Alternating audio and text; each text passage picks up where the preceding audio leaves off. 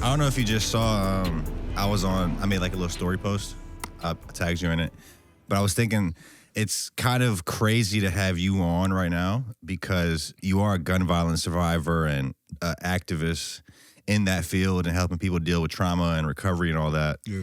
So having you on right now after what just happened at ODU, I feel like is timely. Yeah. Crazy. Yeah, bro. People don't know we had a terrorist attack at ODU. Also, side note, the guy, did you guys see the picture of the guy they caught that sold him the gun? I went to school with that dude. He went to work. Because I was looking at him, I was like, yo, he looks familiar, bro. And I saw this other girl I went to school with on Facebook talking about it like he went to work. I was like, I fucking knew that guy. But anyway, so found the gun. There was a guy guy went into ODU Mm-hmm. and was asked, is this an ROTC class? Shot the teacher, and then the ROTC students jumped him, stabbed him to death, killed him. Come to find out later is this guy actually was locked up already in prison for I think like 7 years because he was trying to, first of all, he's a former Virginia National Guard. Mm-hmm. And when he got out of the service, I think in 2016, he ended up getting caught for trying to assist ISIS by trying to like send them money, I think, or like weapons and intel, recruitment, everything. But whole time he was talking to an FBI agent, thought he was talking to some ISIS guy. So he went to jail for that, came out, did this terrorist attack. But this is the first time I've seen a school shooting happen and like the actual students like killed the guy. Yeah. It's kind of crazy. I mean, bro ran up in the wrong room. No, for real. Like, and even with that, bro, like I think what was crazy was people were so focused on the headlines and like what was the headline? Misinformation. Like, I mean, the first headline was just focusing on what the shooter said. You know what I'm saying? Yeah. Like his yelling out different remarks, you know what I'm saying? He yelled out Allahu Akbar, which means God is the greatest in Arabic, which I hate how these fucking terrorists took that over because that's such a, imagine just saying God is the greatest. That's like a given, right? But it's like these terrorists gave that shit a bad look. For sure. I mean, bro, like anybody that can bring faith and religion into violence, I mean, that's what war was really started over though. You know what I'm saying? Yeah. Like a lot of wars were over Christianity and a lot of the historical wars were religious wars. Yeah. So that premise within itself is a whole nother topic. But specifically to ODU and Norfolk and what happened there, the fact that the headlines and things, and that's what I really want people to realize, like, bro, we get so desensitized to what happens in our communities because of the narrative that's created. So it's an easy way to get people to divide around issues that actually are supposed to bring us together. So even what happened with ODU, I don't think people realize, like, every time there's a mass shooting or shooting of any sort, people get inspired by that. You feel me? Like, activists or like other terrorists? Other people like that want to create harm and dismay and like bad, hateful people feed off of that fear. They feed off of that opportunity. So that's why when you see a shooting, the next day there'll be a bunch of people calling high schools and threatening to shoot up the school. You know what I'm saying? The shit that happens, the ripple effect from that. And that's why I think it's so important for us to control narratives, but also to not feed into false narratives that just create more fear and dismay, because it does not help. And it really just be fluff and performative bullshit that people take the bait every single time. And what actually happens is that it takes away from the actual immediate response that we need to have. Like, for instance, the person who was killed, he still has a child. Yeah, he was like a colonel, I think, in the military. Yeah, but like his child is in elementary school. You know what I'm saying? Like so these are the things for me. I'm thousands of miles away. This happens in the same school that my mom graduated from. My mom went to ODU. My dad was in the military. I was in the military. I enlisted the same year as 2009, which is the year that the shooter enlisted in the National Guard. What were you doing in the military again? I was a paralegal. Paralegal, okay. Which means that at some point I would have had cross paths with bro somewhere down the line. I do agree with you that we are desensitized. And when things happen, a lot of times certain sides will try to run with a certain narrative and it can divide people. But I think we're desensitized not really because of the narrative. I think we're desensitized because we see it so much. Oh, hey, is that you? You're probably watching the podcast right now. Before we get back to the episode, I just want to tell you about our new sponsor. We're here at Custom Empire at 3420 West Mercury Boulevard in Hampton, Virginia. And I just want to show you around the shop real quick. Walk in, they got 4Gs, they got, I mean, this is a little bit out of my price range, I'll be honest, but it's available. Are those BBs? Are these actually BBs? Custom Empire is a locally owned and operated business here in Hampton. If you guys didn't know, our co-producer for the show, Kieran, actually works here as well. What up, Kieran? Custom Empire also offers financing. Only $50 down. No credit needed. You jack real good, bro. You're really good at jacking, man. Wheels, tires, lifts, lowering. Stop by Custom Empire, they'll get you right. Tell them Off-World sent you. If you see 100 people get killed, whatever, 100 situations, that's what's gonna make you desensitized. I don't agree with that. You know what I mean? I've seen, I don't even wanna have to quantify it, but I heard, in my mind just now, when he was like 100 people, I'm like, bro, I done lost more than that. So what I'm saying is like, it's like that. You almost don't think about the narrative. If somebody's like dying, the death is what's desensitizing you. Seeing a lot of death, like you kind of, the narrative is not really. Nah, I don't agree with that. Because for me, it's like, it's the fluff and the bullshit. So people don't turn off the news because it's always bad news, because that's not actually true. There's a lot of good news that gets posted on the news too, right? More good things happen than bad things. Boom. Where they focus on the bad things. That narrative and that confusion. So people will say, I just don't want to deal with this. You know what I'm saying? Boom, boom, boom. So that is, to me, a big point to make when it comes to people being overstimulated and the fluff that comes with that. And that's propaganda and everything else that feeds these media channels. They have time to go back and correct their headlines.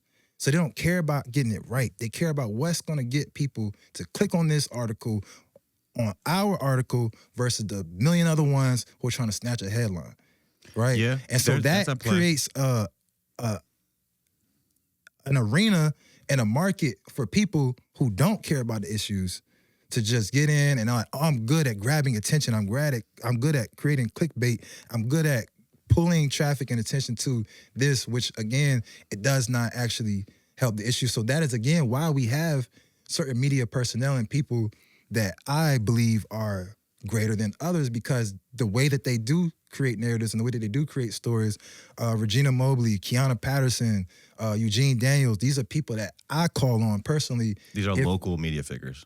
Wavy News, Channel 13.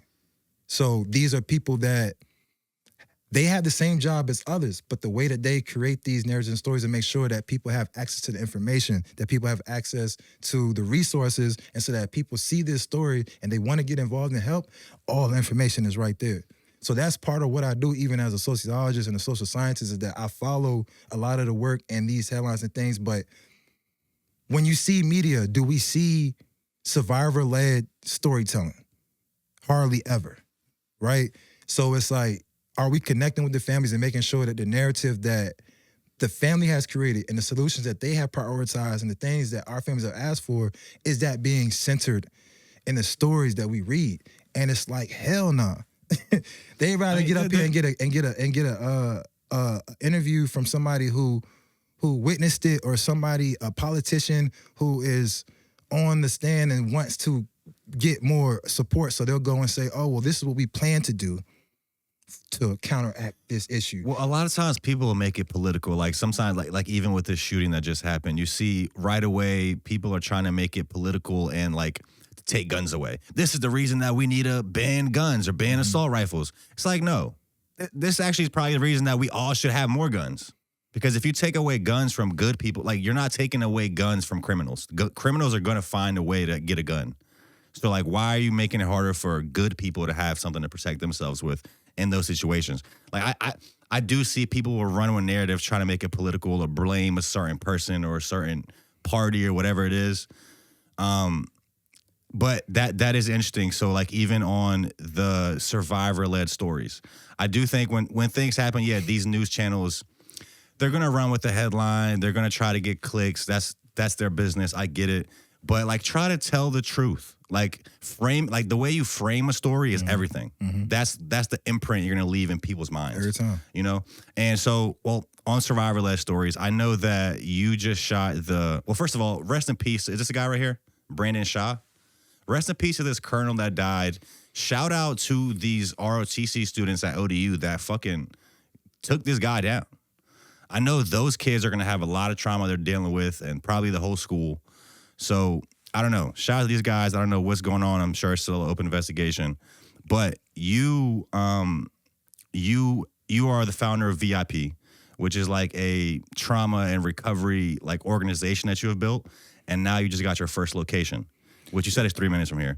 So maybe just tell us a bit about starting this trauma and recovery center. And I know you just started a documentary where you're doing a bunch of like survivor-led stories, getting a human experience behind some of this trauma, like this gunshot trauma. What's been going on with that? So with VIP, so for a lot of people, like, and even now I've had to roll this out and reintroduce people to what it is that I do and how much of an ecosystem we have built. So yes, I'm the CEO of Violence Intervention and Prevention, VIP LLC. I'm also the CEO and founder of Violence Intervention and Prevention Incorporated, which is our nonprofit arm. Then we have Buy Back the Block, which is our merchandise. You feel me? But then we got Buy Back the Block Incorporated, which is our nonprofit social enterprise arm. Then we have Beyond the Bullet, which is our bleeding control programs, trauma-informed workshops for CVI groups and street outreach and people who are boots on ground, really in them trenches, and they got to make it back home to their families too. So we train them on how to get back home safely, but how to still go and help in active shooting scenes, whether that's on the block that they from or in a neighborhood or in a campus where there's an active shooting, right? But then we also now have the Gun Violence Intervention and Prevention Outreach and Research Center, which was opened in 2022, which was not and is not a physical space, is a component for advocacy like we're talking about now and making sure we have the voices and to amplify and sustain resources like our newly opened Trauma Recovery Center. So I have an ecosystem. This is not something that it's my job to open a Trauma Recovery Center, but through the platforms that we've been able to create, through the funding streams and different things, I knew that this was important. There are only 52 trauma recovery centers in the whole country, something along those lines. But there are none that exist in Virginia. There are none that exist in any of our neighboring states either. So our national partners are the National Alliance for Trauma Recovery Centers. So when I receive technical assistance and I'm taking them step-by-step guides and the things that they've been able to successfully do in other cities and states, for you to replicate. To guide, because their guide only has 60% of what we're doing. There is no other TRC that exists that is doing all of what we're doing. And I needed to be clear to everybody that trauma recovery centers are not for gun violence. Violence Intervention and Prevention, VIP LLC, which I founded in 2019, is not for gun violence. What is it Buy for? Back the Block is for all forms of violence and trauma. If you've been impacted by community violence, peer-to-peer violence, so trauma... Violence, period. Doesn't have to be gun violence. Period. Okay. And that has been a misconception for some people, but not most. If they've ever been to any of my events or been to any of our services or go to our website. I think that was my misconception. No, you're not. Honestly, You're not alone. We've done you're not podcasts about it. You're not alone. Also, before we move forward, what is the reasoning behind having these different, like having a VIP and then like a VIP Inc.? Like, what are you able to do with a nonprofit that you can't do with a regular LLC? And like, why do you have two? Because I can offer rich people tax write-offs. With the nonprofit. Yeah. So that's a way to be able to raise more funding. For sure. Because some people don't give, excuse my language, but people don't give a fuck about the issue sometimes. Sometimes they know that it's good PR for them to invest in something like this. Sometimes they know that they have money to spend by a certain date on a certain time, and they want it to go to something that looks good on their annual reports and their profit and loss statements. That reminds, shit. You know what I'm saying? Reminds me of Bill Gates, because like he's been having this whole rumors about Bill Gates since COVID, that he started COVID and is like this evil guy, and now he's just been coming out and saying that he's giving away all his money. It's just a way to like show face. I might be wrong. He might be a good guy. I don't fucking know, but so you built this ecosystem. Yeah. And you're using these guys from these national organizations to kind of help you get started. You guys No. Again, it's just to make sure that we are aligned with what has already been replicated in other states. So when we launched our Trauma Recovery Center in 2023, I was able to compare our models to one that exists already. So for me, as a qualitative researcher, that is important to do. I don't think that I got all the answers or I have the best practices or I know the best way to do everything. So it's important to make sure that you are playing the field and understanding what's being done in other areas. That's why I travel so much. That's why VIP is in so many different states. Not because I want to, but because people have requested us to be there. So in order for me to go in and actually be an asset to the cities and states that we serve in actually have to be mission aligned and mission oriented. In order to do that, you got to know what exists and what's being done and what works, and try to implement that into anything that you might be creating. So for me, there are trauma recovery centers that are hospital-based. Ours is not. Standalone. Hospital-based? Yeah. Like they're in a hospital? Or? Attached to a hospital in some aspect, right? To me, that defeats the purpose. Because I do peer recovery in the hospitals. Every single day I'm in there, and I have had to watch people die or people who have come close to losing their lives. And then when they get discharged, they don't know what to do. They don't have anywhere to go. And that was me at one point. Well, wouldn't it make sense for them to have a trauma center right there where they're already in the hospital? No, because you get discharged from hospitals at some point. So they need to be able to go somewhere that's accessible in their neighborhood. Okay. Somewhere that's in their community, somewhere that does not require insurance, that does not require compliance with law enforcement if they don't choose to. There are a lot of barriers that exist. So for me, for instance, when I got shot, my parents were stuck thousands of miles away. You feel me? I am trying to figure out why I'm paralyzed. How do I get back to the crib? What am I about to fucking do? Right? There are supposed to be victim service advocates in the Commonwealth Attorney's Office and in law enforcement that come to your bedside and provide this information and say, hey, here's a police report number. Here's information you need for your Virginia Victim Fund. If you were impacted by any type of violent crime in the state of Virginia and many others, you are eligible for compensation up to $30,000 or $40,000. But this is the information that the Commonwealth attorneys, victim service advocates, or law enforcement, they receive funding from the VOCA funds with DCJS to prioritize victim services. That's what they're supposed to do. By the look on your face right now, I can tell you never even heard of that shit, right? No, I haven't heard of this. And that's what's crazy to me. And that's what I'm saying. So that is why. I'm kind of glad I haven't, because that means I was never a victim of something. No, but you have peers, you got friends. We friends, bro.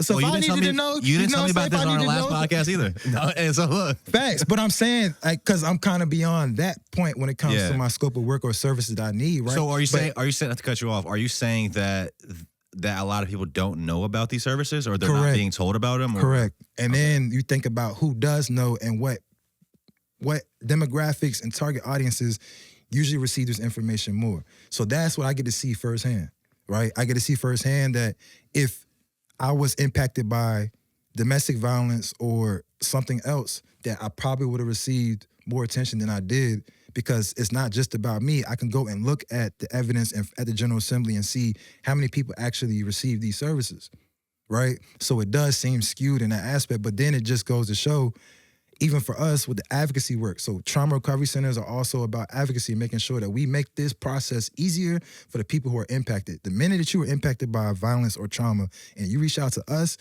we should be able to help people at baseline. The trauma recovery center is just a physical space. We've been doing this same work that we're discussing right now for the past 7 years, though. Where have you usually done it before you had a space? Like, do you go to people's houses, or where do you? Yeah, well, I mean, we still have offices and spaces. So again, that's a physical space for people to go and be able to receive all these services, physical therapy, counseling, victim service office, and things like that. Physical space. But the Virginia Victim Forum is literally just an online form that you submit, right? Me having to complete that form means that I also need a police report number from law enforcement. These are the things we're trying to change. Because again, when I got shot, I didn't even know about the form. They have a rule that if you don't apply within a year of your injury, you don't even qualify. Think about that. So if they don't tell you the information, and they're not being required to tell you this information in a timely manner, how do you have stipulations that hinder the victims on a timely basis, right? That seems intentional. And then what happens with that is that a lot of people, by the time they do find out about this information, they're out of the lapse of time for services, right? So now they're asked out. Now they're going right back to the block or wherever they was to do what they have to do just to pay for medical bills or whatever the fuck else. So that's the things that we are trying to bridge that gap. So even for me, I had a patient get discharged from the hospital. He drove himself to the hospital. Well, he was trying to drive himself to the hospital when he got shot. Police pulled him over, arrested him. Even though he was a victim, found out that they were wrong on whatever, but they never returned his stuff. This happens weeks ago. I have to make a phone call to the police department, to the detective, ask them to give the information that this victim has been requesting. And within 24 hours, they did what I asked them to do But this victim has been asking for this for weeks, right? And so it was a certain approach that I had to go and make sure that I let them know not only who I'm connected to, but hey, if you do not at least give me some type of response on the information I'm requesting, then I will go to your chain of command and report on whatever it is that you do or do not do, right? Boom, within 24 hours, it's like, oh, Mr. Bertrand, I told him they could call me anytime and blah, blah, blah, blah, blah, whatever. But the point of the matter is that us as victim service advocates, this is a volunteer role that we're completing that other people get paid thousands of dollars a year to do. So our argument now is, hey, we have a physical space, we create the paper trail, and now we want to go and take the same funding that they're getting because we can show the evidence of that work. So this tangible physical space was something that I was praying that we never would need to do again. We tried this in 2023. Nobody else has tried again since. That just goes to show you how big of a beast this really is. But trauma recovery centers as a whole is the first thing I've ever created that I need to go out of business. I need trauma recovery centers to not be needed anymore. I need them to not exist anymore. And the reason that we have to do it is because I remember what it was like when I needed physical therapy and my insurance only allowed me to go to 8 sessions a quarter. I remember what it was like when I got fired from my job because I'm partially paralyzed from the knee down. I couldn't work the way that I used to, and now I'm suffering from loss of wages. What if I had died? Well, my parents had the money to pay for my funeral expenses. If they had to take off work, that they have compensation for loss of wages. That is all the things that victim compensation does for people impacting our communities. And that's the work that we have been doing for years and years and years to meet people where they're at when it comes to those type of services. I guess just to get a specific answer on that. So if you're a victim of violence, there is this victim services fund that you can get money for. VVF. Who is specifically supposed to inform a victim of that fund? The first point of contact. So whether that's the detective or the victim service advocate in their city. So there are people that just aren't informing victims about that? Yeah, literally. Okay, that's crazy. Second, so you have been studying and partnering and researching a lot of these different trauma recovery centers around the country. What have you found that work? Like, what are some things that you found that works well that you've implemented in yours?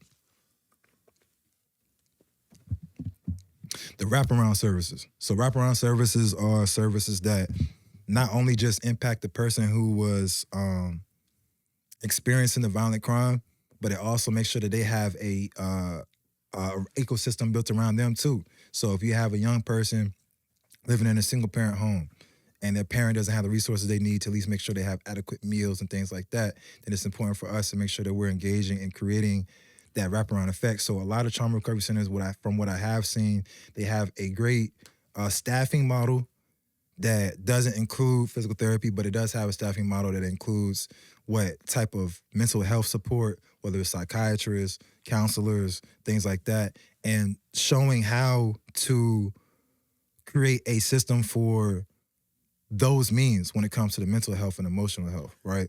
So for us, that's where it did make us a little bit different. And I'm not saying there aren't trauma recovery centers that have this, but the most general consensus, especially from the information we've received so far, is just to make sure that we're providing a support, a safe space, and meeting people where they're at when it comes to their rehabilitation and recovery over time. So I think that it was important for us to add prevention and prioritize prevention. And again, there are a lot of TRCs that do that, but we're doing it on a different level when it comes to even having just the entrepreneur component, where we have the salon suites and we have the third space for our young people to come and adults to come and chill and have a safe space just to be. Like to have a coffee shop that's already infused into our trauma recovery center with East End Cafe Express, so that people know that they're in a space that was created for them that prioritizes wellness and safe spaces in the Black community.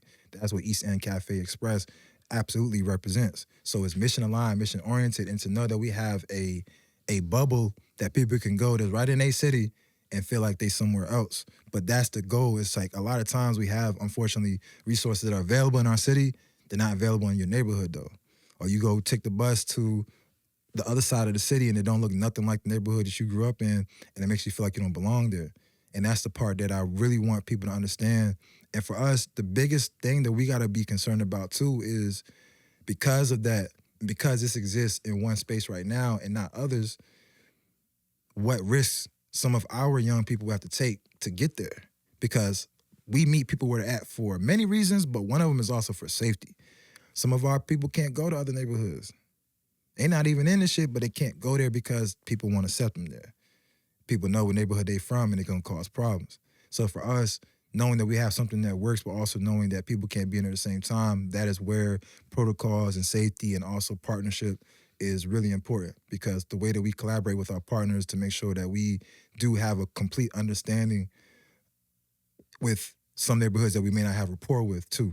So that's been like our moral compass, but I really think that the National Alliance for Trauma Recovery Centers, they do have a good pulse on what this means, and that just helps even with the confidence, you feel me? Like, you're doing something and building something brand new, doing it completely by yourself is like, can be definitely impact your confidence to an extent. And so even for me, I still wish I didn't have to do this shit. I can't even lie. I mean, that's an ideal world where there is no violence, so this isn't needed. Yeah, you know? For sure. But unfortunately, this, You know what's crazy is I think this is like my third time being here, right? Third or fourth time being here on Off-World. You know what I'm saying? I think it's third. Yeah. But one question people ask me all the time, people always go back and watch our interview and they always be like, yo, when Sel asked you that question about like, yo, would you forgive bro if you seen him again? You remember that part? Ask you that? I don't remember, to be honest with you. I took a deep ass breath. That is a good question that I asked though. I think you said yeah, if I remember correctly. I was like, I don't know. I would never know unless I seen him again. So yeah, also, well, he's mentioning, go back and watch our first episode if you want to get the whole story of everything he went through. But also I want you to finish your point, but I guess you mentioned earlier that you want to see these recovery centers be free for people who don't need insurance, which I agree with. Who is paying for this stuff? And are a majority of these trauma recovery centers around the nation, are they free for the victims? Majority of them are. And right now, I'm paying for it. And the community's paying for it. So it's like crowdfunded. So yeah, for sure. But there is no government budgets they have set aside. Nah, bro. I took my birthday money.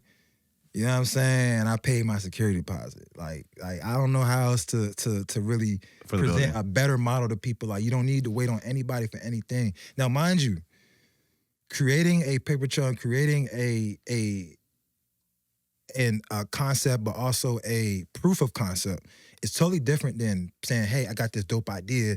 Can you fund it? So for me, it was just like, I never wanted to wait on anybody because nobody's coming to save us. I say that a lot, but I'm like, yo, I think even with this, I don't need it to be perfect. I just needed that shit to exist. Like, that's it. So for me, it was just like, yo, get this joint done or get it open or at least get the space secured and allow people to do what they say they want to do. I'm not even from Virginia. I'm not from the 757. I'm not from Newport News. And this is my home. Where you from? I have lived here Where you from again? for a third of my life. I'm a military child. So I moved around every year. Where were you born, every other year. I was born in North Carolina, Jacksonville. Okay. So I moved here in the 8th grade. And nobody could tell me that this ain't my home. Nobody could not tell me that I don't have an impact here. And nobody could not tell me the impact that the 757 has had on my life. And that is why everywhere I go, I represent very well. And I go places that a lot of people can't go, but I also bring back information and resources to places that are needed everywhere. So even for me, knowing that, truth be told, this trauma recovery center could have been in a lot of different places. Newport News was not the easiest or the most feasible or anything like that. I knew that it was needed here, and I did this for all of the right reasons. And I know for a fact that if our community believes in this the way that they have shown that they do, that this will be a success because of our community, not because of me. And the sooner I can remove myself from the focal point of this, the better. Because it's hard, bro. Like, I'm talking about the congratulations and everything, that every single one of them. I don't feel like there's anything to be congratulated about with doing this at all. Like, I literally am doing what I feel like many people should be doing, and I can't focus on why people ain't doing that shit, but I don't need to be congratulated for something I should be doing. I should be doing this, and I hate that it had to be me, and I hate that I'm the one, because I would much rather have been able to attend a trauma recovery center and get the services I still need instead of having to open one again. But fuck it.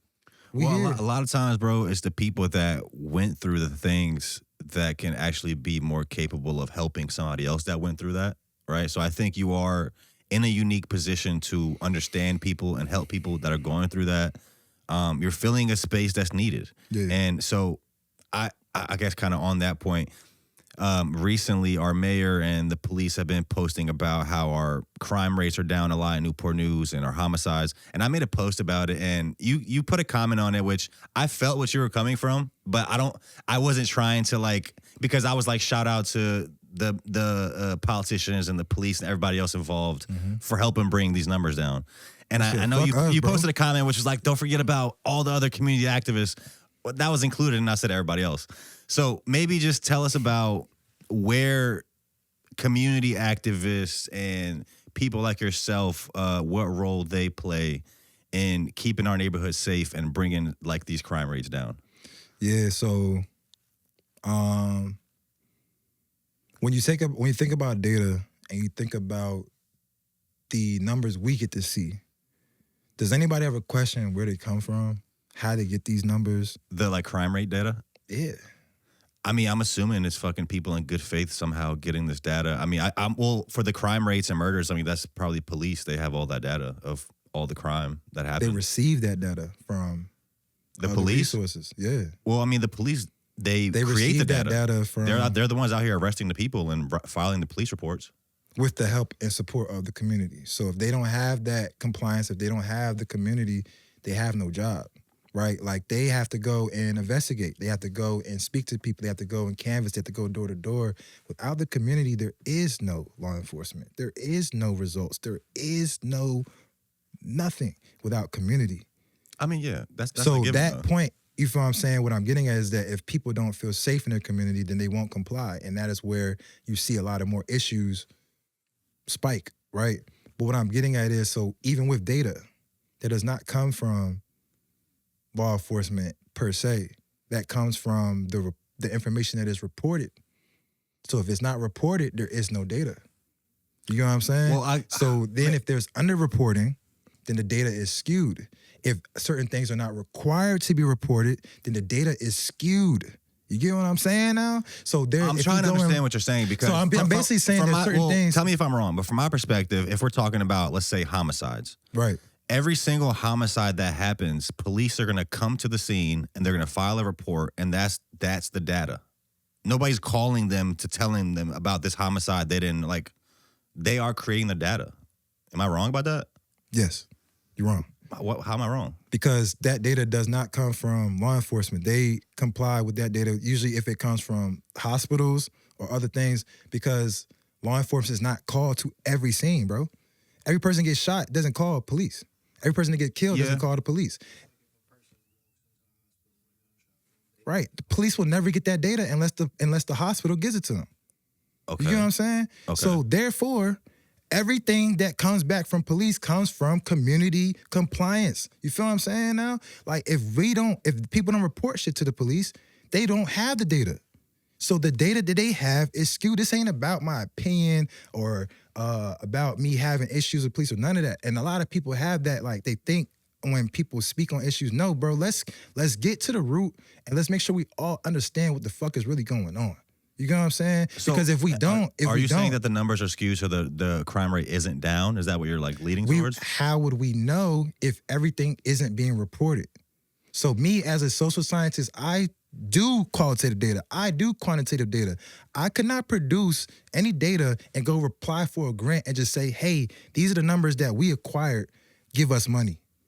I have to show validity in my data. I have to show the methods in which I acquired this data. I have to show that these are real people reporting this information in order for it to be valid.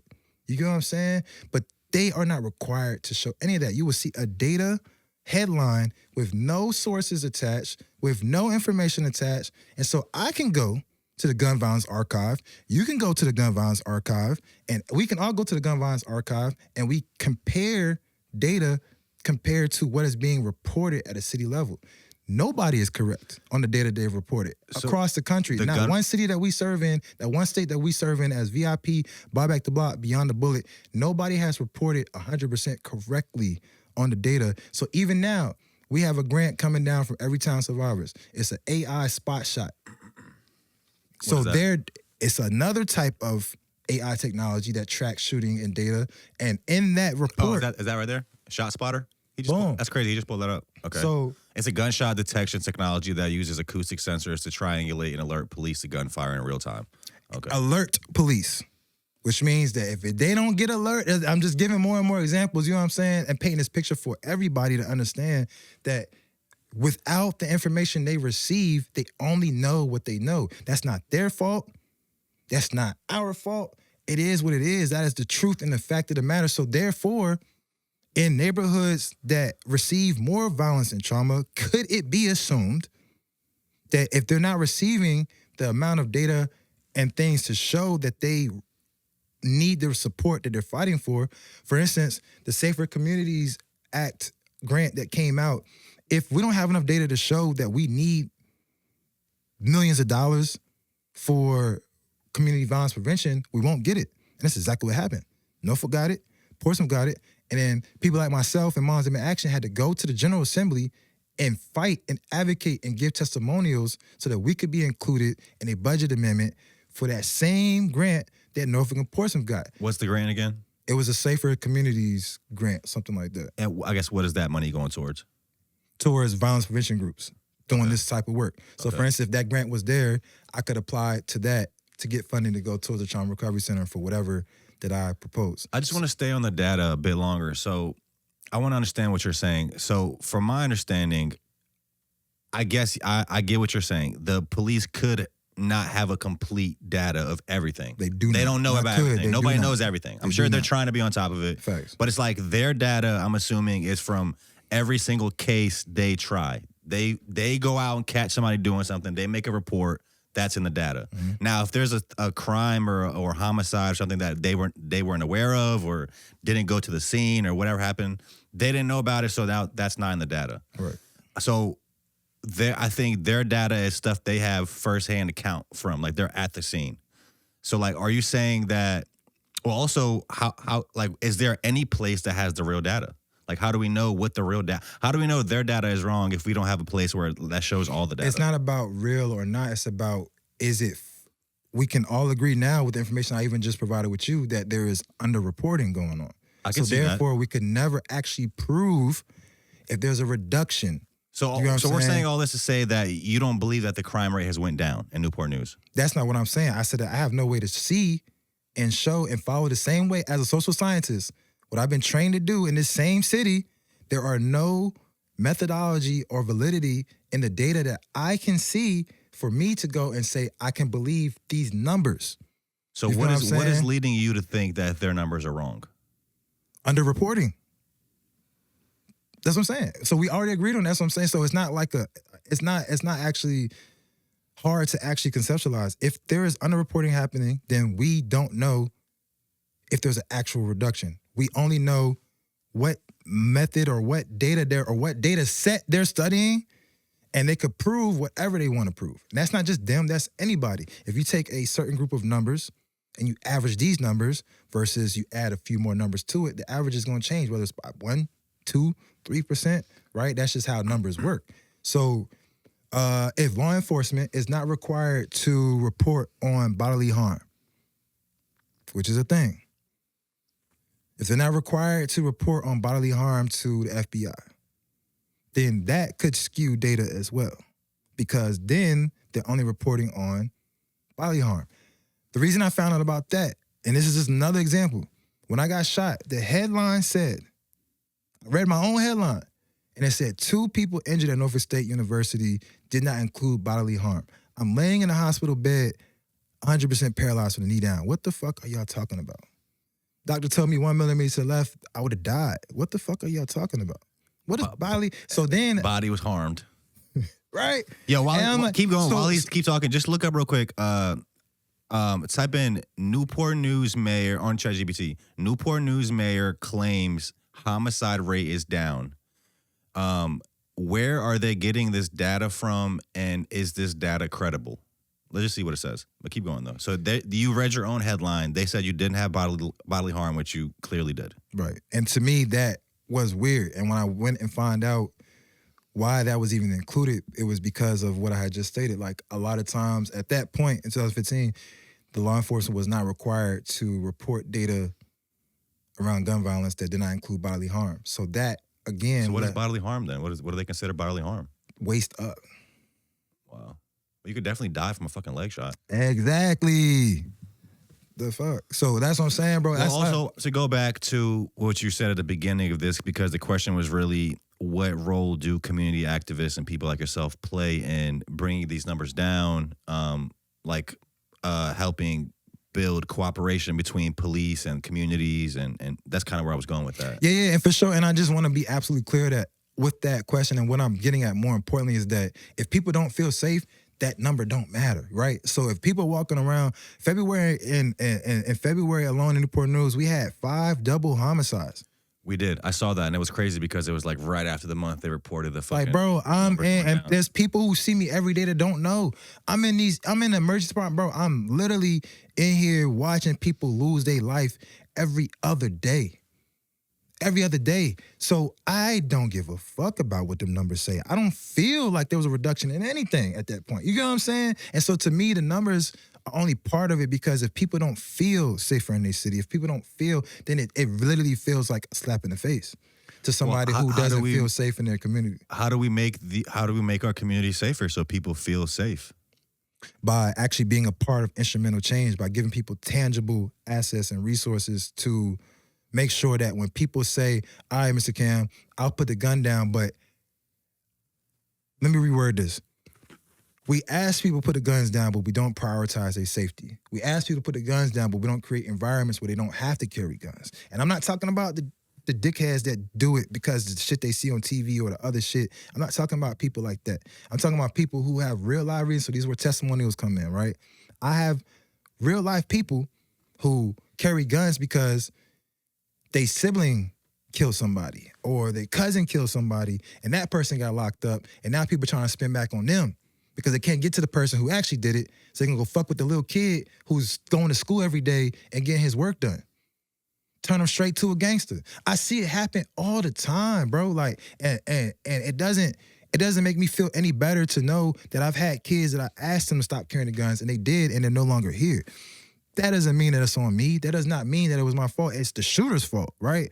But to go to sleep at night wondering what would have happened if they did have something on them, if they were able to protect themselves, but I cannot ever go and ask a child to carry a gun or to stop carrying the gun. So what I can focus on is, hey, let me make the environment safer and give them the resources or give them the people to call or give them a village to call when they need to get out of trouble so they can actually get out of survival mode.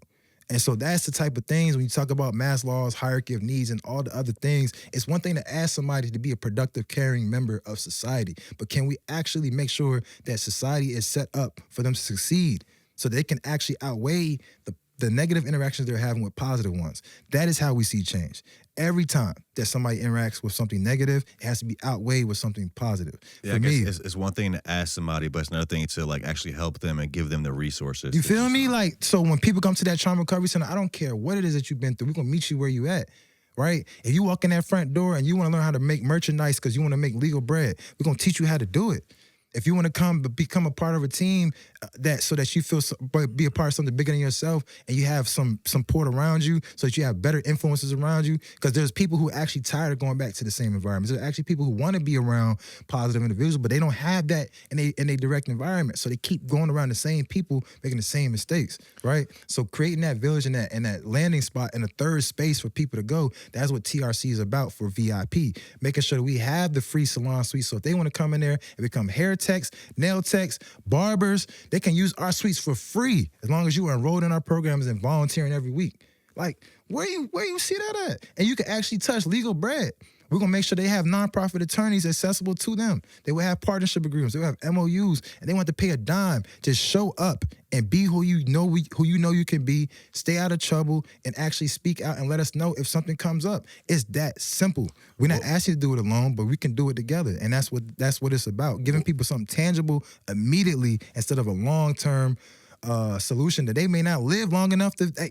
They might not, like. There's so many people who don't live that they're gonna think they're gonna live long enough to actually face like the consequences for their actions, let alone benefit from future incentive and future reward. I don't want people to miss that. There are a lot of people who don't think they're gonna live long enough to face the consequences for their action today, let alone benefit from future incentive or future reward. So they like, yo, I'm living day to day. Then they grow up, they like, fuck, I'm 22, 23 now, and I ain't doing shit. So then you see these people hop right back into the streets. It's a cycle that can literally be broken. It's 100% preventable, but we can't do it by ourselves. And a lot of us grow up and forget what that was like.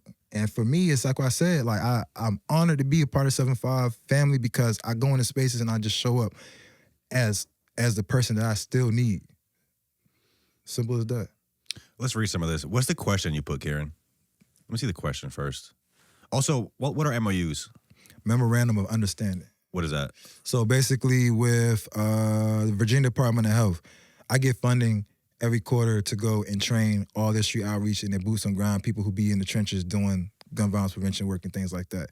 So when I go to other states and I say, hey, I want $7,000 a quarter to train your groups, and they're like, oh, well, what do you do in other states and what relations do you have? It's one thing to be like, oh, yeah, I get funding from the Norfolk Health District and Virginia Department of Health. It's another thing to show them an MOU that shows our relationship, the things that they invest in with our work, and why they stamp our approval as one of the best of the best. And so I can take these MOUs and partnership agreements to other people. So when I'm actually going for funding and things like that, it just makes it look a little bit more legit. That's all. And shows that our partnerships are what we say they are.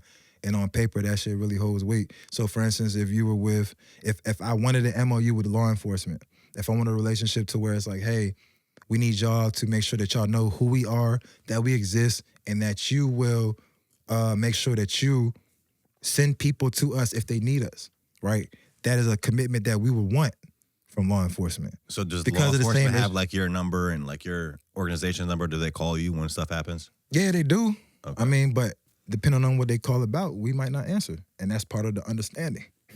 Why wouldn't you answer? You just told them to call you. No, I'm saying, call us if there's somebody who needs our resource. But that's them giving the information to that person. They don't need to call us for much. Okay. So again, like that's as simple as that. They might call us, say, hey, there's a person who got in trouble, but we don't want to send them to jail. We'd rather them come to your program. Those are the type of calls. That's happened, and you've kept people like out of jail. Yeah, that's what we do. Let's read this to kind of finish this point. Newport News mayor claims the homicide rate is down. Is that credible information? How are they able to measure the homicide rate accurately? Yes, it's likely credible, but with important caveats about how it's measured and presented. Zoom in a little bit. Recent official and local reporting backs up the claim that homicides have dropped in Newport News. The city reported 18. Okay, police data shows a decline. Okay, that's roughly 60% drop. Okay, go down. Keep going. But here's where the nuance matters. Homicide rate versus number of homicides. People often mix these up. Raw number equals total killings. Rate equals killings per 100,000 people. The rate adjusts for population changes, which makes comparisons more meaningful. Politicians sometimes switch between these depending on what looks better. How is it calculated? How homicide rate is calculated? It's actually pretty standardized. Homicide rate equals number of homicides divided by the population times 100,000. Okay, go down. Why the numbers are generally reliable. Homicide data is considered one of the most accurate crime statistics because a death is hard to miss, unlike theft or assault, which can go unreported. It's recorded by police departments, medical examiners, FBI, state databases. So unlike other crimes, underreporting is minimal, but I'm sure it still happens. Mm-hmm. But there are still limitations. Even if accurate, the claim can still be spun. Short time frames, small numbers problem, classification changes, broader trend. So I get what you're saying. I mean, yeah, I'm sure it's still underreported some, but this is kind of is what I was saying. Like, it's hard to like hide a homicide. Like, people are gonna know if somebody dies. Mm-hmm. You know what I'm saying? Like, police are gonna come and they're gonna fucking file a police report on that. Right. So for somebody like myself who didn't die, do you really think I care? I mean, obviously I do because of the work I do. But to say to a survivor that homicide rates are down, we don't give a fuck. Like, I still got shot. You didn't die, thank God. That's not the shit that you say back to somebody who got shot. It kind of is, though. Like, bro, you're glad I'm happy you're alive. That's not being trauma-informed. That's the shit that we are literally teaching people. What I'm getting at is, again, listen to what I'm saying, so. I'm listening. I'm trying to. But that's also different. We're just talking about the homicide rate versus somebody who just got shot. I get that, but that's what I'm saying. Yeah. I was speaking more so to, like, again, so we agreed on that part that the underreporting still exists, so we don't know how much, right? But to me, the focal point was, I believe that they provide this information because they want people to feel safer in their city, right? They're not just dropping these numbers to brag and be like, hey, and dropping our nuts. I believe probably a little bit of both. They're probably bragging a little bit. But because I respect and I do appreciate Mayor Jones, I believe that they report this information because they want their citizens to feel safer. That's what I really do believe. That being said, what I'm speaking to again is that feeling comes from an actual reduction in violence and crime, not just homicides. And whether we know or not, if that number is accurate to 100%, that should also be included. Hey, this is a rough number based on what has been reported. It could be skewed. That's all I'm saying, because I'm required to do that in my data reporting as a serial entrepreneur, social scientist, philanthropist. They don't give a fuck. Your numbers better be to the T, and don't leave out nothing, because you won't get the funding that you asked for. It's that simple. So I want them to be held to the same standards that we are, because we are part of the work that is producing these numbers. But more so importantly, like I was saying, was just with this feeling of safety to me, it's just those headlines create a narrative and they create a feeling. And for people, that feeling, I believe, was supposed to be, I want us to feel safer in your city. And in order for us to feel that way, we also have to see a reduction in the violence and crime. And that's kind of like, not on them individually, it's on all of us to step in and get that. But that was where I wanted to amplify our boots on ground, grassroots, trauma-informed, evidence-based, outcome-driven community leaders, because I believe that that has been 1,000% the reason that we've seen a reduction in anything in our city. And I know that they would agree with that too, because they work alongside of us and believe in the work that we are doing for this city. So it's just one of those things that I really want people that read it and digest this information to also question everything. Like, there question was everything. A few years back. No, I agree. Question everything. Check different sources. Stay on their necks. Hold them accountable. And that is how we see change too. People, if they think every time you read a headline, you're just gonna believe it, they don't have no reason to be. Well, the thing is, bro, most people don't have time to go sit down and research everything. They're fucking working, they're raising families, they scroll on their Facebook, they see a little article like, oh damn, this happened, whatever it is. That's a fact. There was a time in America not too long ago where there was a whole defund the police movement and people were very anti-police, which I never really agreed with. In our area, Newport News specifically, what is the partnership like between these community activist organizations and the police department? I wouldn't know. I don't know. I don't have a partnership with the police department. You don't have any relationship? I mean, you just said they give you a call if I'll call them if there is something happening in the community and I need correct information. I've called our chief when there has been shootings in neighborhoods and we don't have. When people request law enforcement, they should be able to get law enforcement. Let me just say it as simple as that. So as an advocate, I'm there to advocate for all the things that people ask for. So if I can help create that channel, that's my job too. It's not my job to be like, like that's why we have relationships. So if people need that and they want that, they should be able to get that. And a lot of times that is a big issue. Some people can't get in contact with the detectives or with they can call the headquarters or whatever, 911, but they need to get in contact with their detective, or they need to get in contact with the chief, or they need to get in contact with the captain. Not everyday citizens can get that, unfortunately. So that is where our relationships really do help, because we're able to communicate with them. But I'm also booked to come speak at neighborhood watch meetings. They host those at the police department. Do we have neighborhood watches out here? Yeah. I never seen one in real life. I thought it was like some movie shit. Nah, bro. Newport News, at the Newport News headquarters, I get booked to go and speak at the Newport News headquarters with the Neighborhood Watch program. And so all of the police are there, the Neighborhood Watch captains from each district, all that. Like, so are these neighborhood watches like just regular civilians that live in these neighborhoods, or is it like okay. Yeah. Well, I mean, I was just assuming that it's probably that you guys put an importance on having a great relationship with police and local politicians. I do not put an importance on having. There's no importance in that. I don't think there. Because you guys are on the same team. Like, ideally, you guys are both trying to stop violence and homicide. Police respond to violence. They don't necessarily prevent violence. So, respectfully, bro. That's their lane. Your lane is prevention. But so you're right. So we're not on the same team. We're not even in the same lane. Nah. I mean, I guess. We're in the same league. You feel me? Like, so when it comes to that, it's like So did you agree with the defund the police movements? Refund. Defund. Refund. What does that mean? Reallocate funding. So like in Atlanta, they took funding from the police department and gave it to the Civilian Oversight Board. I love that. And how did that work out? I would like for us to take funding from the police department to go to our trauma recovery center for victim services so that we can alleviate some of the work that they're doing with victim services and go do something else. And we'll take care of that. Isn't it smarter to actually give them more funding so they can have more training and be better at their jobs? Not if it comes from community-based organizations. Well, I don't think they'll take it from you. They'll probably just allocate more funding to them. Brother, they do.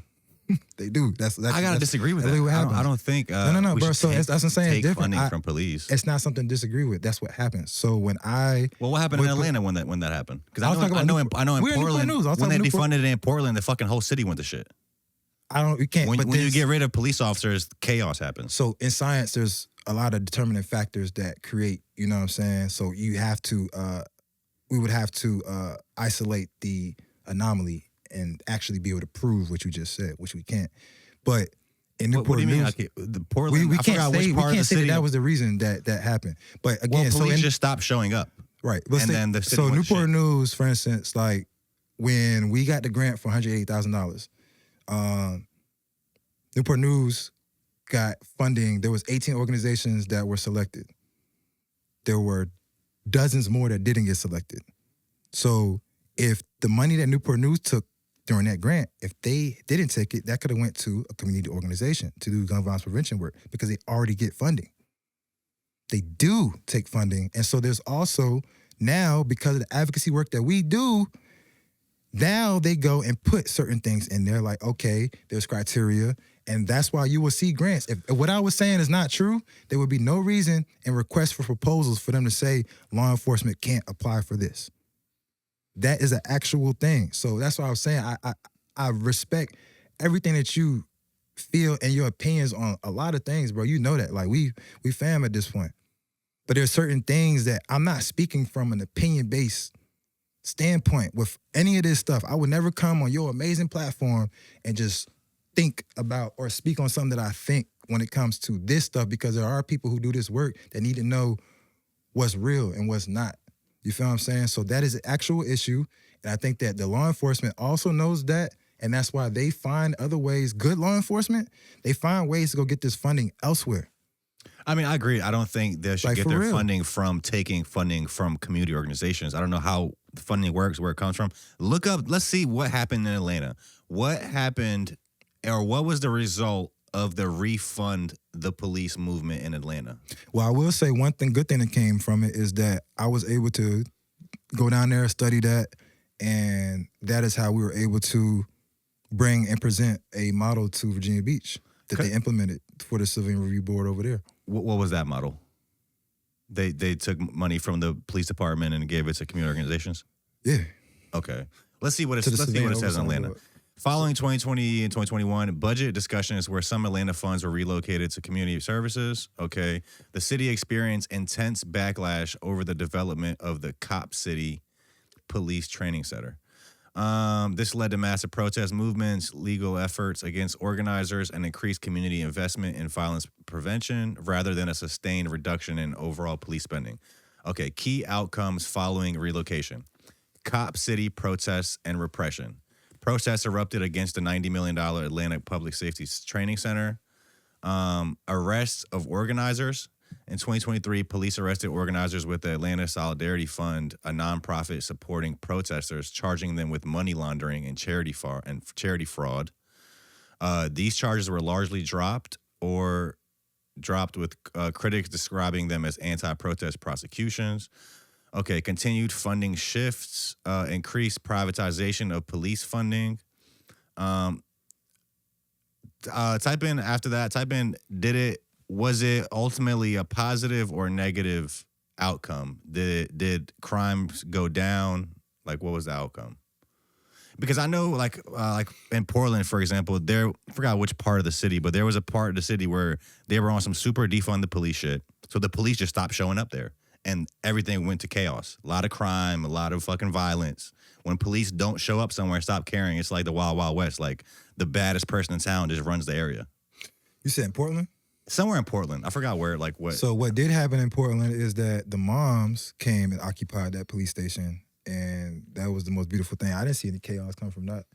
I don't know what you're talking about. We got to look that up then. Because there was definitely, and this was happening for like a year, bro. It was like a whole year. The moms were occupying that police station. Not the police station, this area of the city that police stopped showing up to. Not the police station. I mean, the police station, they stopped showing up to the police station because the moms are occupying it. So that's okay, I don't know about that. No, I don't know about that. I'm talking about like, what part of the Portland was it? Mm-hmm. Type in Portland moms occupy police station. See what that comes up. I don't know. To me, I'm like, as a law-abiding citizen. Look at that. I think police are important. I think we need police. I mean, I agree with you said earlier. People should have access to it. That's what Portland's Wall of Moms protests say about motherhood, race in America. Type in just so maybe I'm fucking remembering wrong. Type in. I think it was Seattle. You might be right. Type in area of Seattle where defund the police movement was large and ended in a lot of crime or something like that. They had a whole name for that, like, part of the city. I forgot what the hell was going on. I thought it was Portland, though. Just type in Seattle, defund the police movement. That led to more crime. Autonomous zone. Let me see what this is. The Capitol Hill Autonomous Zone, later known as the Capitol Hill Occupy protest, was a self-declared autonomous police-free zone in Seattle's Capitol Hill neighborhood in June 2020. Lasting roughly 3 weeks, it emerged after police abandoned the East Precinct during George Floyd protests. It was zoom in a little bit. It was dismantled in July 2020 after 2 deaths, 4 shootings, and other crimes occurred. Key aspects of the no police zone. Following intense confrontations with protesters, Seattle police abandoned the precinct. Oh, this might be what he was talking about. They abandoned the precinct building. Exactly. I don't know if it was because the one I'm talking about was like it was going on for like a year. This said 3 weeks. I don't know. Maybe I'm remembering wrong. But I don't fucking know. But I know that, even with this information, they could report this and not acknowledge the fact that there are agents they plant in the crowd. No, that happens. Yes. You know what I'm saying? No, that happens. Like, they try to entice protests to like make them violent, where it was. They literally do that. That happens a lot. And false flags. There's people who got killed in Louisville, rest in peace. Like, so I just know, like I said, even with that, there's data that could be produced that in a negative way that comes from infiltrators and agents. People say that about the January 6th Capitol, whatever the fuck they call them, people winning the Capitol, that like a lot of the people, like it was like a group chat or some fucking Telegram where people that were organizing the Capitol riots or whatever they were, the insurrection people call it, like a lot of them were FBI agents. You know what I'm saying? Like that happens a lot. So it's like, yeah, people have these agendas. People want us at each other's throats. If we're talking about protests and division and shit, like a lot of these protests were funded by George Soros. Yeah. It's like, why do you want people in the streets being violent and hating each other? What's your agenda here? Because that shit literally, it's good for certain businesses. You know what I'm saying? They keep people unfocused. You know what I'm saying? That's why it's just like, with everything that we're trying to do at this level and everything that we are doing, it's about showing good examples that this stuff is possible. Like it's not far-fetched for us to see the change we need to see right here in Hampton Roads and 7-5. But I will say that I don't believe that the 7-5 gets the same support and recognition with a lot of these issues that impact many different states. And you know what I'm saying? So that's been my biggest task, I feel like, is bringing back that spotlight to the issues that impact us every single day, making sure that we have the data to show and prove what we're experiencing at the city, state, and federal level, but to also remind people that we literally can be that change. And it's the cliche thing to say sometimes, but it's like, it could be that easy. And I try not to overthink what it means to just show up day to day, week to week. But because I can't show everything in the behind the scenes, I think that a lot of people don't know all of what it takes to really create this level of change. And so that's why I'm just like, 2026 this year, like I've been going back and forth on a lot of things with the Trauma Recovery Center because I'm still full-time CEO already. Like it's so much other things that pull me left and right. And so I just didn't know if I had the bandwidth and capacity for something like this. And when the opportunity presented itself, the first thing I think about was what I needed, how many times I've been turned away, how many times I needed something like this, but how many people in the past few years alone that I thought about, like, damn, if I had that TRC, I could have helped them here. If I had the TRC, I could have sent them there. It's a daily thing. So like I said before, like I can actually focus on tangible numbers. The Virginia Department of Health says that 3 Virginians die every day from gun violence. 3 people in Virginia die every day. That's a lot, right? So I can focus on that number. If I can get that number down to 2, then 1, then 0. Those are tangible numbers that I can work towards, right? And those are the things that I'm focused on the most, but also presenting this and making sure that people know in the most holistic way that everything that we're doing, there are so many different systems and organizations that are doing some of the same work. A lot of people just don't get to see it because we live in a day of social media. If you don't post it, people don't know it exists. Yeah, I still want to get that one lady on that was with, was it Moms for Change? Is that what it's called? Remember I met her at your event, when you were speaking, I forgot who passed away at the time. It was down by the beach. What was the organization called? Moms something. Moms Demand Action. Moms Demand Action. I want to get that lady on still. Yeah. Well, last question I really have for you, bro, is I know you guys just started working on a documentary. Can you tell us a bit about that? Yeah, I'll tell you a little bit, you know what I'm saying? It will be actually screening and showing it for the first time during our soft launch weekend. So it's done already? April 24th through 26th. It's done already? The documentary? No, we still got more people but it'll be done by then. We still got one more day of filming on Friday. Where will the showing be? At the TRC, April 24th, 25th, 26th. So our open house weekend would be that weekend at the Trauma Recovery. So for people who hear me say TRC, I'm talking about the Trauma Recovery Center. Well, basically what I wrote down is like what you had on that post. You said it's the goal is to highlight the human experiences behind gun violence and center voices mainstream media often ignores or neglects. Right. It's part of a senior journalism capstone project of Hampton University. Yeah, because I have a lot of interns. Is that your senior project? Or no, you're not even in college. Whose project is it? My interns. Okay. Yeah, I got interns at dozens of universities across the country. So, a lot of people have been a part of different projects and things that we've done.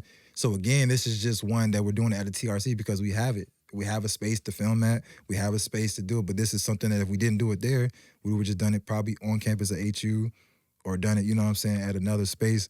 So the point of doing it at the TRC is that we invited people who have been a part of our trauma recovery model at some point, whether they're community partners, whether they got shot themselves, whether they were mentees in my programs and they lost friends or families. I hand-selected every single person to be a part of this for a specific reason because they are absolutely about, a part of this ecosystem, but also it'll be a great way for people who come into the Trauma Recovery Center day 0, they don't even know what's happening next, and for them to be able to watch something or someone that has been where they were or are where they're going, I think that could be inspiring, and that's why I want a lot of times I just keep reminding people like I'm okay with the fact that not everybody's going to be compelled or inspired by my story alone.